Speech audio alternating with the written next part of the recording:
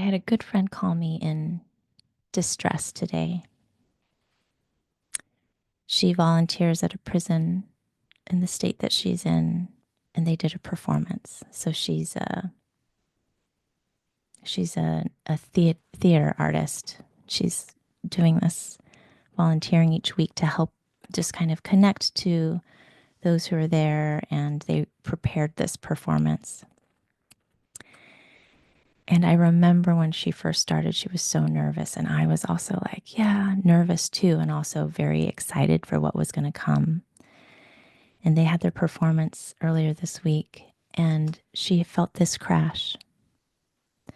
And how it manifested in her was it felt like being a parent, right? These men that are in there, she felt like sometimes she would connect with them as their younger parts because she knows this framework that I teach. She's like, these are young boys. Like, it felt like I was so proud of them, not in a condescending way, just this connection she felt. And then it connected with her longing to be a parent. She goes, I don't know if I'm going to ever be a parent. And she kind of invited me to give, like, did you always know you wanted to be a parent? How did you discern if this was the right thing for you? And I said, do you want my honest answer? And she goes, please.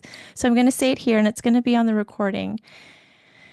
And if it ever gets out to my kids, I love you, kids. I said, I have my kids now, and I'm grateful. I can't imagine my life without them. It has forced me to grow in these ways that I would have never anticipated. And if I had looked back, like looking back on it now, I wished I had been in the middle of the decision making, in the sense of I wish I had questioned if it's what I wanted. And I explained there's so much programming all the time, right? And I admitted to her, I said, I wanted to have kids because I wanted to feel the love that I didn't receive when I was a kid. I wanted a do-over, right? She goes, yes, this man came up and he like gave me a hug and he said, thank you. And it just felt so good to, and I said, yes, you'll never get that from your kids. And I said, you'll never get that from the kids because that's not their job. Their job is not to love and appreciate you. Their job is to be kids. Their job is to be who they are, right? And I had said, if I had known what hole I was trying to fill through having these children, I would have questioned it because I did damage.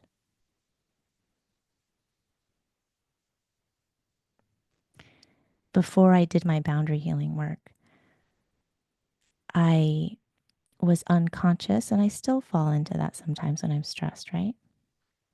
And I'm holding myself in same size circle, right? And it was this sense of obligation or bondage. It's been a theme of a word that we've had in here in the group, bondage, right? Children historically were viewed as property, same as women, right?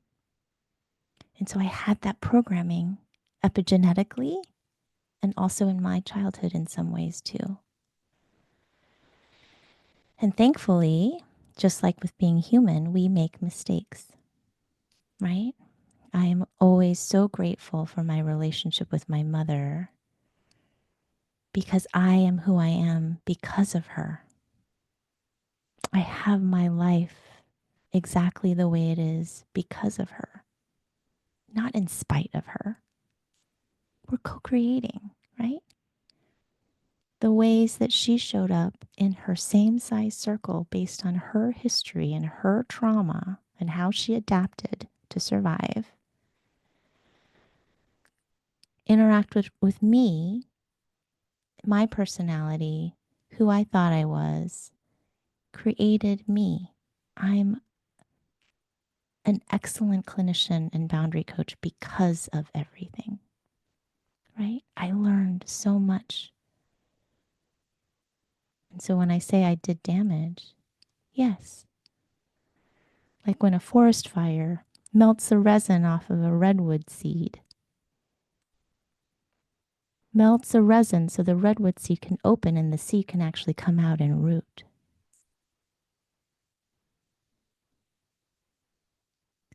I get energy when I use this visualization because it's like, oh, what if it's all happening the way it's supposed to? But I don't have to do this perfectly, right?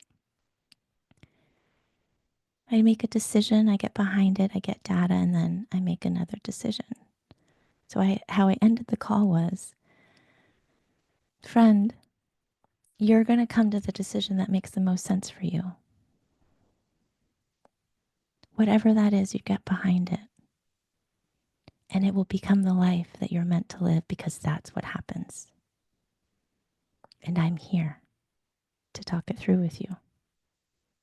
Never with any judgment, because none of us know what we're doing. I'm here.